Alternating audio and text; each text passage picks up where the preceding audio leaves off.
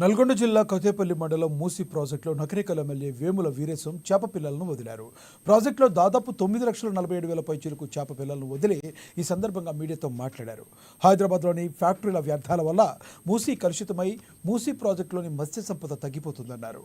మూసి ప్రాజెక్టుపై ఆధారపడుతున్న తాగు సాగు రైతులు, మత్స్యకార కుటుంబాలు జీవన దూరాన్ని దృష్టిలో పెట్టుకుని రేవంత్ రెడ్డి సర్కార్ మూసి ప్రక్షాళన చేస్తున్నారన్నారు. మూసి ప్రక్షాళన చేస్తే సూర్యాపేటలోని సద్దల చెరువులో నీళ్లు ప్రజలు తాగొచ్చని చెప్పారు.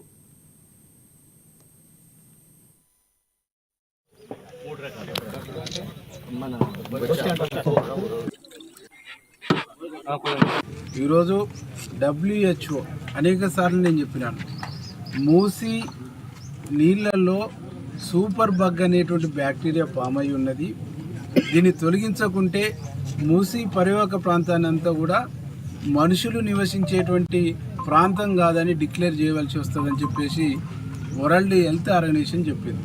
అంటే అంత పెద్ద స్టేట్మెంటు ప్రపంచ ఆరోగ్య సంస్థ చెప్పినాక కూడా మీరు ఈ రెండు రాజకీయ పార్టీలలో ఉన్నటువంటి వాళ్ళందరూ కూడా చదువుకున్నటువంటి వాళ్ళే, చాలా మేధావులుగా చెప్పుకుంటున్నటువంటి వాళ్ళే. మీ బుర్రకి ఎందుకు ఎక్కుతలేదు, మీకు ఎందుకు అర్థం కావట్లేదు? కాబట్టి మీరు అర్థం చేసుకోండి.